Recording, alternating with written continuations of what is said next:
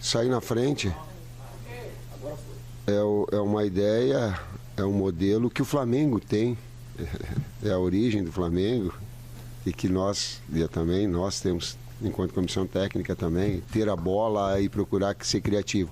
Mas sabendo que tem etapas também que tu tem que, em relação ao adversário, ser consistente. Que foi o caso hoje, foi o caso de sair na frente nos jogos todos. Mas que saber que um ponto de equilíbrio de equipe, numa equipe que ela está em reformulação. Às vezes a gente não se dá conta, a gente não percebe. Ela está se reorganizando, ela está se reajustando. E ele é significativo, sim. Boa noite, Tite. Boa noite, Kleber. Aqui Sidão Marina, Litoral News. Tite, eu lembro que lá em Porto Alegre, depois da derrota para o Grêmio, eu te perguntei sobre o Eric Pulgar, que não jogaria contra o Santos. Hoje o Pulgar jogou, foi bem, o Flamengo não sofreu gols. Como você avalia o desempenho do Pulgar dentro de campo, a importância dele para o Flamengo, para nesse processo de reconstrução da equipe, o Flamengo continuar ganhando os seus resultados? Te pergunto também em relação ao próximo jogo contra o Palmeiras, se vocês acreditam que é uma decisão para o Flamengo, ainda numa briga pelo título do campeonato, ou se vai brigar pela Copa Libertadores da América? Eu entendo a valorização de vocês individualmente. E também é um objetivo de cada atleta ter a sua valorização individual. Porém, eu devo dizer hoje que o grupo todo, nós estávamos com quantos garotos no banco? 5 garotos no banco, com a possibilidade de entrada. Claro que a utilização daqui a pouco de 9, como tem a necessidade do Luiz, de dobrar um jogador de velocidade do lado, mesmo não executando a sua função, o Ayrton. Então, a importância é quando a gente colocou de todos os atletas. E eu entendo, e serve aqui a minha coletiva, entrevista coletiva, que eu entendo que todos os que não estão jogando é duro, é difícil. É difícil para eles e é difícil para a família deles também. Mas saber que o futebol ele tem uma relação de conjunto, que daqui a pouco a necessidade ela vai te conduzir a tu ter um Rodrigo Caio trabalhando como primeiro meio-campista porque o jogo te pede. Tu vai ter a necessidade do Ayrton, porque estava com um processo clínico, de dobrar um lado. E aí tu vê um Arrascaeta que saiu do jogo, e se vocês olharem, o primeiro que sai vibrando no segundo gol é ele. Quando tu pega pequenos detalhes, tu começa a ver aquilo que a equipe vai trabalhando enquanto equipe, e que ele ficou contente, ele saiu do jogo, mas ficou contente com o segundo gol. Sobre o Palmeiras. Kleber, me ajuda. A gente veio com a ideia específica do jogo de hoje, a gente não saiu ainda do jogo de hoje, não conversamos ainda sobre o Palmeiras, vamos conversar amanhã sobre o Palmeiras, então hoje a gente não tem resposta para te dar nesse aspecto. O Fortaleza está vivo ainda dentro da gente, é interessante falar nesse jogo, importante também valorizar o grupo, como a gente colocou aqui, o Tite colocou, no 5º jogo o Felipe estreou com a gente, o Felipe Luiz não tinha entrado ainda, é um jogador importante da grandeza dele, né? Então é isso para nós é o que mais interessa no momento, falar do jogo do Fortaleza. Tite, boa noite. É aqui. Tite, passados 5 jogos, né, você no comando do Flamengo, e você fala muito sobre isso, assim, o Flamengo é uma equipe em reconstrução. Imagino que para você é muito difícil ver uma equipe ainda estar se reconstruindo nessa altura do campeonato, já no final de uma temporada. Queria que você falasse pra gente quais foram e quais são as maiores dificuldades que você está encontrando no Flamengo nesse momento, já que o Flamengo, nesse momento, está no G6 do campeonato, está disputando uma pré-Libertadores e tem toda uma questão de uma pressão da torcida para se classificar já na fase de grupo. Queria que você falasse as maiores dificuldades que você está enfrentando. Equilíbrio da equipe. tu agredir, ter um número de finalizações e ao mesmo tempo ser consistente, criativo, né? Essas fases, o César fala muito bem, o Matheus fala bem, tem algumas fases que elas são do jogo que elas são inquestionáveis. Eu acho que nós tivemos um grande primeiro tempo. É muito difícil jogar contra o Fortaleza. O reconhecimento ao Vojvoda, o grande trabalho que ele vem executando. É uma equipe que joga sem pensar. Quando tu tem todos os links estabelecidos, tu tá trabalhando aqui, mas eu sabia que a bola ia chegar no fundo. O volume que ela emprega, o ritmo que ela emprega, ela vai inchando a perna do adversário para que tu tenha a condição de, nos 20 minutos finais, ser mais efetivo. É muito difícil. Pela qualidade do trabalho do Vojvoda, pela qualidade da equipe, pelo trabalho do Fortaleza, né? Também nesse processo inconstante, a gente tem que entender o futebol também. A gente mudou a metodologia de trabalho. É o terceiro técnico no ano. Mudou-se as ideias, tentou se ajustar por maior, mudou o condicionamento físico, a forma física. O atleta não é uma máquina que faz assim, ó, assim ele vai fazer. Ele tem todo um lado importante para poder absorver. O que eu estou enaltecendo aqui, que é essa capacidade deles compreenderem, e hoje eu falei antes da palestra. Gente, nós ganhamos os 2 primeiros jogos, vai brigar pelo título. A gente perdeu os outros 2 últimos jogos. Aqui, ó, nada serve. Não é assim. Não pode ser assim. Não pode ser assim. Senão a gente não constrói nada. A gente tem que ter discernimento e acreditar num processo de evolução, que é o que nós estamos buscando.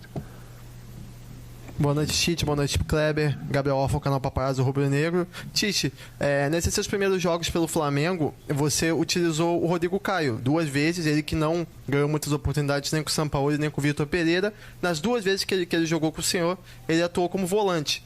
Queria saber como você enxerga esse jogador que só tem contrato válido até o fim desse ano. E se você puder também responder uma outra pergunta, ainda falando do jogo do Palmeiras que o amigo ele falou, o Flamengo tem alguns desfalques contra o Fortaleza. Queria saber, óbvio que o ideal seria o Tanuri para falar isso, mas se você pode atualizar sobre esses desfalques por lesão.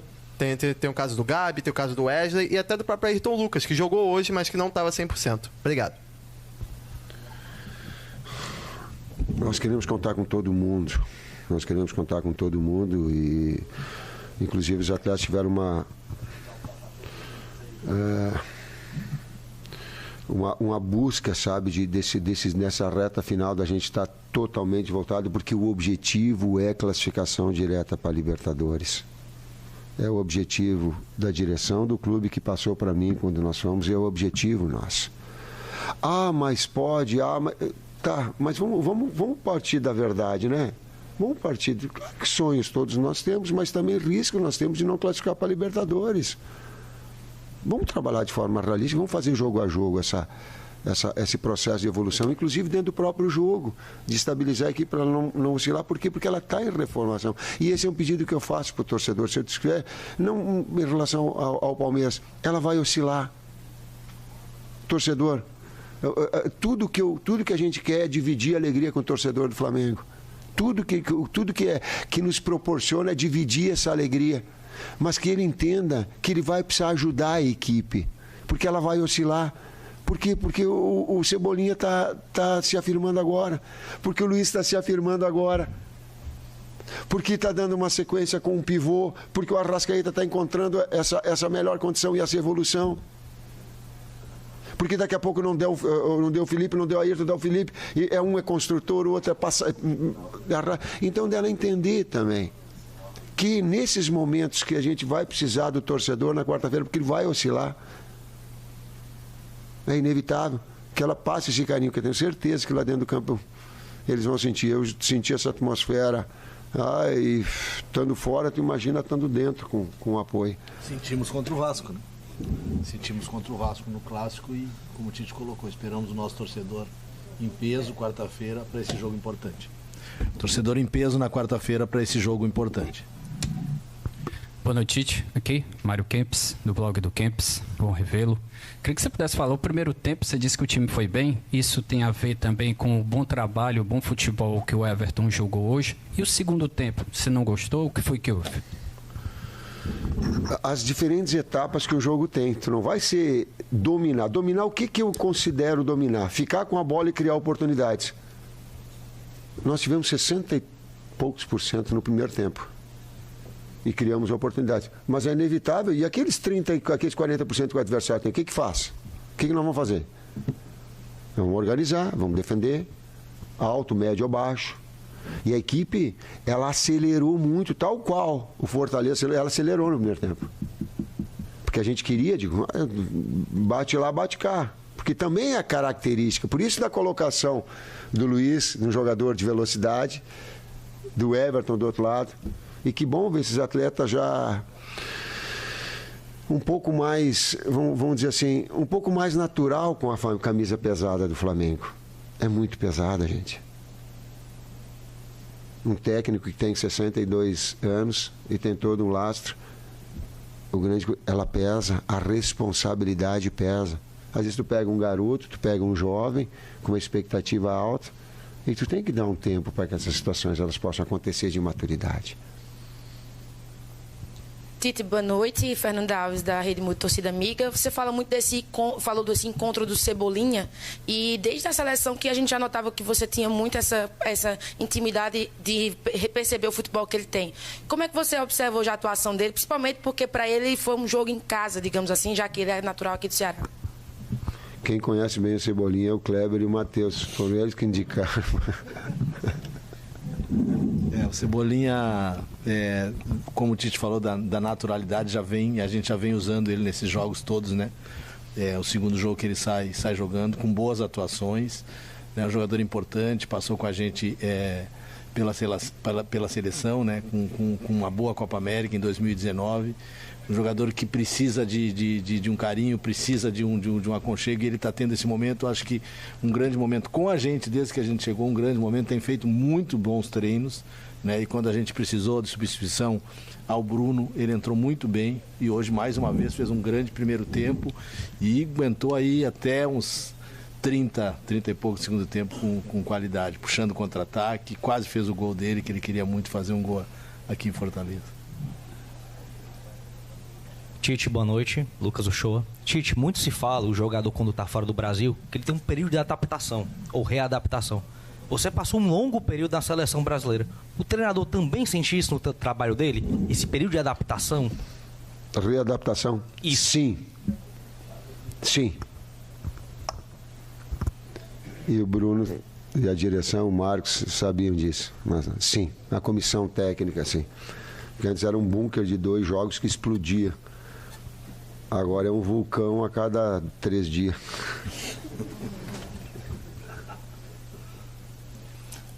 Última pergunta aqui, tá? Tite, Kleber, boa noite. Regis Melo, da Rádio Pitaguari. Queria saber de vocês, o jogo estava muito difícil na segunda etapa, né? E vocês colocaram Everton Ribeiro e Ayrton Lucas. Não foi isso? E qual o objetivo de vocês, tático, naquele momento? Foi mais reforçar a defesa ou vocês esperavam que o segundo gol pudesse sair também por aquele lado, né? O segundo gol também. Equilíbrio, tu dá uma consistência, porque ele começou a jogar com os 2 na última linha, pelo lado, mas tu dá o contra-ataque central. Quando tu arrasta, tu tem esses jogadores que possam fazer essa função, tu tem a articulação e a chegada na frente, porque também para jogar e buscar o gol de empate, ele também expunha espaços. É inevitável, na vida tu não ganha tudo. Marcou na frente e deu espaço atrás.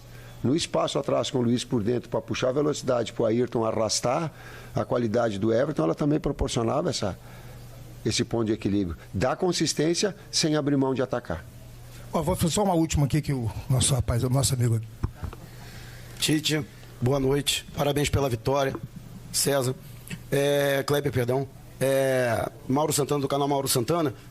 Falando novamente do Felipe Luiz, que já foi mencionado aqui e foi decisivo na vitória de hoje. Um atleta que já conta com 38 anos. Esse ano ele conviveu com vários problemas físicos e que vem se preparando também para o pós-carreira, né? Ele que vem se preparando. E vários treinadores, né? Ele que foi seu jogador na seleção, inclusive treinadores adversários, enalteceram uma capacidade dele, que é uma espécie de técnico dentro de campo. Ele consegue ler a partida e orientar os seus companheiros. Como é que você encara a importância desse jogador e como você pretende aproveitá-lo talvez até sobre a possibilidade, quem sabe no futuro, ser um colega seu, Kleber, aí na comissão técnica. Eu só quero pensar no Felipe dentro do campo. Era muito difícil nós deixarmos o Felipe Luiz, um jogador desse nível, desse porte, sem ter jogado nenhum minuto. Mas a gente pensa aquilo que o jogo pudesse se apresentar para que pudesse dar ele uma melhor condição. E o problema do Felipe não é a condição física. O problema do Felipe é o calendário onde tem que jogar domingo, quarto domingo, aí esse é o problema. Mas tê-lo circunstancialmente ou periodicamente, com a qualidade que ele tem, é impressionante. Depois, eu sou suspeito para falar do Felipe. O caráter que ele tem é muito grande. Os valores morais, pessoais, família que ele tem é muito grande. Isso irradia. Essa liderança irradia. Obrigado, pessoal. Olha só, o nosso diretor executivo, Bruno Espino, vai fazer um pronunciamento aqui, tá? Só um pronunciamento, por favor. Auxiliar técnico e integrante da comissão. Com quem? Posso falar? Pode, né? Bom, primeiro boa noite a todos, boa noite nação rubro-negra. Vim aqui fazer um pronunciamento sobre a arbitragem.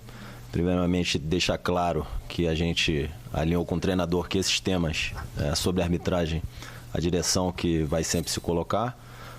O treinador cobra dos atletas que a gente sempre termine os jogos com 11 atletas em campo, que se cumpra a regra, todas as questões disciplinares, mas o clube está estarrecido e está muito assustado com o que vem acontecendo ao longo do campeonato na arbitragem, mais especificamente da falta de critério, dos sistemáticos erros e das escalas de arbitragem. Para dar alguns exemplos, na 16ª rodada, o Gerson, com a bola dominada contra o América Mineiro no Maracanã, entrando na grande área, leva um chute na cara, ele teve uma contusão no supercílio, quase abriu o supercílio, ficou com um galo aqui, com o rosto inchado, e a comissão de arbitragem disse que o contato foi leve, foi de raspão, o VAR sequer chamou, foi cartão amarelo.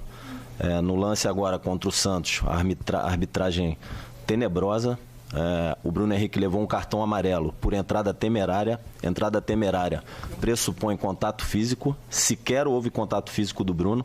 O Bruno foi jogar, foi competir, um atleta leal, foi atrás da bola para competir e levou um cartão amarelo, foi impedido de jogar. Depois no relatório foi colocado que foi entrada temerária quando sequer teve contato físico.